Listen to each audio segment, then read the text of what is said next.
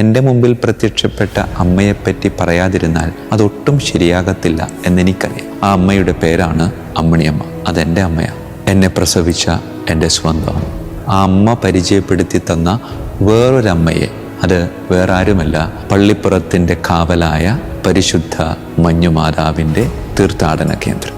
ഇറ്റലിയിലെ റോമിൽ നിർമ്മാണം ആരംഭിച്ച സാന്താ മരിയ മജോരെയെപ്പറ്റി ചിന്തിക്കാതിരിക്കാനാവില്ല. പ്രിയമുള്ളവരെ, അതേ അമ്മ, അതേ മഞ്ഞ് വീണ്ടും പൊഴിക്കുകയുണ്ടായി. വൈപ്പിൻകരയിലെ പരിശുദ്ധ മഞ്ഞുമാതാവിൻ്റെ ആലയം എന്നറിയപ്പെടുന്ന പള്ളിപ്പുറത്തെ ദൈവാലയത്തിൻ്റെ മുകളിൽ മത്സ്യബന്ധനത്തിന് പോയി അപകടങ്ങളിൽപ്പെട്ട് ഇനി ഒരിക്കലും തിരിച്ചു വരില്ല എന്ന് ഉറപ്പുവരുത്തി ആത്മശാന്തിക്ക് വേണ്ടിയുള്ള കുർബാനകളൊക്കെ അർപ്പിച്ച് സങ്കടത്തോടെ നിൽക്കുമ്പോൾ ജീവനോടെ തിരിച്ചു വന്ന് ഇപ്പോഴും ജീവിക്കുന്ന ഒരുപാട് അത്ഭുത സാക്ഷ്യങ്ങൾ ഒരു പെസഹ വ്യാഴാഴ്ച ആ ഇടവകയിലെ എല്ലാ മക്കളും ഒരുമിച്ച് തിരുവത്താഴ ബലിയിൽ പങ്കെടുക്കുമ്പോൾ കാലാവസ്ഥ പ്രതികൂലമാവുകയാണ്.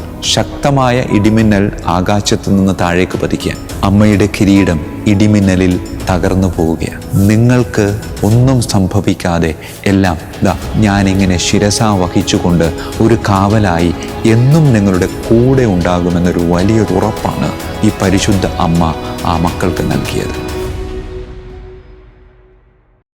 ഈശോ മിശിഹായിക്കും സ്തുതിയായിരിക്കട്ടെ. ഒരുപാടിടങ്ങളിൽ പ്രത്യക്ഷപ്പെട്ട അമ്മയുടെ ഇടപെടലിനെ പറ്റിയാണ് നാം ഈ ദിവസങ്ങളിലൊക്കെ ധ്യാനിച്ചു കൊണ്ടിരിക്കുന്നത്. അങ്ങനെ ധ്യാനാത്മകമായി സഞ്ചരിക്കുമ്പോൾ എൻ്റെ മുമ്പിൽ പ്രത്യക്ഷപ്പെട്ട അമ്മയെപ്പറ്റി പറയാതിരുന്നാൽ അതൊട്ടും ശരിയാകത്തില്ല എന്നെനിക്കറിയാം. അതുകൊണ്ട് ഇന്ന് എൻ്റെ മുമ്പിൽ പ്രത്യക്ഷപ്പെട്ട അമ്മയെപ്പറ്റിയാണ് സംസാരിക്കുന്നത്. ആ അമ്മയുടെ പേരാണ് അമ്മിണിയമ്മ. അതെൻ്റെ അമ്മയാണ്. എന്നെ പ്രസവിച്ച എൻ്റെ സ്വന്തം അമ്മ. ഈ അമ്മയെപ്പറ്റി നിങ്ങളോട് പറയാനുള്ള ഒരേ ഒരു കാരണം, ആ അമ്മ പരിചയപ്പെടുത്തി തന്ന വേറൊരമ്മയെ, ആ അമ്മ വസിക്കുന്ന തീർത്ഥാടന ആലയത്തെ നിങ്ങൾക്ക് മുമ്പിൽ പരിചയപ്പെടുത്തി തരാനാണ്.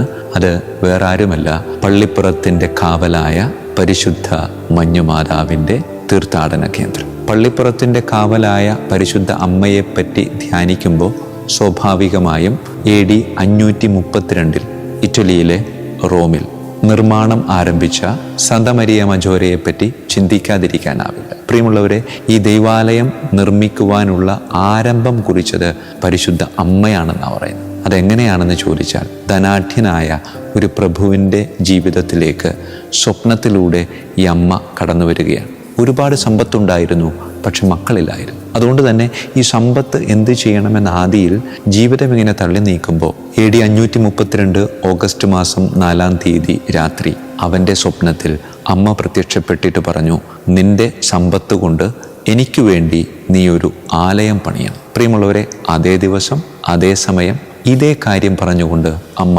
മറ്റൊരിടത്തും സ്വപ്നത്തിൽ പ്രത്യക്ഷപ്പെട്ടു.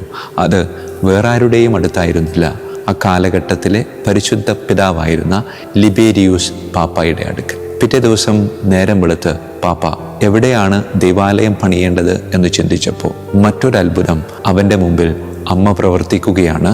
മഞ്ഞുകാലമല്ലാതിരുന്ന കാലത്ത് മഞ്ഞു പൊഴിച്ചുകൊണ്ട് പള്ളി പണിയാനുള്ള ഇടം പരിശുദ്ധ അമ്മ ലോകത്തിന് വെളിപ്പെടുത്തുകയാണ്. സാധാരണ ഒരു വീട് പണിയാൻ വേണ്ടി കുറ്റിയും കയറും അടിക്കുന്നത് പോലെ പരിശുദ്ധ അമ്മ മഞ്ഞു പൊഴിച്ചുകൊണ്ട് ഇവിടെയാണ് എനിക്ക് ആലയം പണിയേണ്ടത് എന്ന് പരിശുദ്ധ പിതാവിന് വ്യക്തമായ ധാരണ നൽകുകയാണ്. പ്രിയമുള്ളവരെ, അതേ അമ്മ, അതേ മഞ്ഞ് വീണ്ടും പൊഴിക്കുകയുണ്ടായി. അത് ഇറ്റലിയിലെ റോമിലല്ല, മറിച്ച് വൈപ്പിൻകരയിലെ പരിശുദ്ധ മഞ്ഞുമാതാവിൻ്റെ ആലയം എന്നറിയപ്പെടുന്ന പള്ളിപ്പുറത്തെ ദൈവാലയത്തിൻ്റെ മുകളിലാണ്. 18-ാം നൂറ്റാണ്ടിൽ ടിപ്പു സുൽത്താൻ്റെ ആക്രമണത്തിലൂടെ കടന്നു പോകുമ്പോൾ ടിപ്പു പള്ളി നശിപ്പിക്കാനുള്ള സാധ്യതയുണ്ട് എന്ന് മനസ്സിലാക്കിയ പരിശുദ്ധ കന്യകാമറിയം ആ ആലയത്തെ മഞ്ഞു പൊതിഞ്ഞ് സംരക്ഷിക്കുകയാണ്. പ്രിയമുള്ളവരെ, പിന്നീട് അങ്ങോട്ട് ഒരുപാട് അത്ഭുതങ്ങളുടെ കഥയാണ് പള്ളിപ്പുറത്തുള്ളവർക്ക് പറയാനുള്ളത്. മത്സ്യബന്ധന മേഖലയുമായി ബന്ധപ്പെട്ട് ജീവിക്കുന്നവരാണ് അവിടെ ഭൂരിഭാഗം പേര്. പ്രിയമുള്ളവരെ, മത്സ്യബന്ധനത്തിന് പോയി അപകടങ്ങളിൽപ്പെട്ട് ഇനി ഒരിക്കലും തിരിച്ചു വരില്ല എന്ന് ഉറപ്പുവരുത്തി ആത്മശാന്തിക്ക് വേണ്ടിയുള്ള കുർബാനകളൊക്കെ അർപ്പിച്ച് സങ്കടത്തോടെ നിൽക്കുമ്പോൾ ജീവനോടെ തിരിച്ചു വന്ന് ഇപ്പോഴും ജീവിക്കുന്ന ഒരുപാട് അത്ഭുത സാക്ഷ്യങ്ങൾ അവിടെ ഇങ്ങനെ നിറഞ്ഞു നിൽക്കുന്നത് കാണുമ്പോൾ അമ്മയുടെ ജീവിക്കുന്ന വലിയ അത്ഭുതങ്ങൾ നമുക്ക് ഇന്നും അനുഭവിക്കാൻ സാധിക്കുന്നുണ്ട് എന്നതിൻ്റെ നേർസാക്ഷ്യങ്ങളാണ്. പ്രിയമുള്ളവരെ, അത്ഭുതങ്ങളെപ്പറ്റി പറയുമ്പോൾ ഒരുപാട് കാര്യങ്ങൾ അവിടെയുള്ളവർക്ക് പറയാനുണ്ടെങ്കിലും എൻ്റെ മനസ്സിൽ അവിടെ വാമൊഴിയായി പ്രചാരത്തിലിരിക്കുന്ന സുന്ദരമായ ഒരു അത്ഭുതമുണ്ട്. ഒരു പെസഹ വ്യാഴാഴ്ച ആ ഇടവകയിലെ എല്ലാ മക്കളും ഒരുമിച്ച് തിരുവത്താഴ ബലിയിൽ പങ്കെടുക്കുമ്പോൾ കാലാവസ്ഥ പ്രതികൂലമാവുകയാണ്. ശക്തമായ ഇടിമിന്നൽ ആകാശത്തു നിന്ന് താഴേക്ക് പതിക്കാൻ. പ്രിയമുള്ളവരെ, അപകടങ്ങൾക്ക് ഒരുപാട് സാധ്യതകളുണ്ട്. പക്ഷേ അപകടം സംഭവിച്ചത് ഒരൊറ്റിടത്ത് മാത്രം. അത് വേറൊരിടത്തുമല്ല, പരിശുദ്ധ അമ്മയുടെ തലയിലാണ്.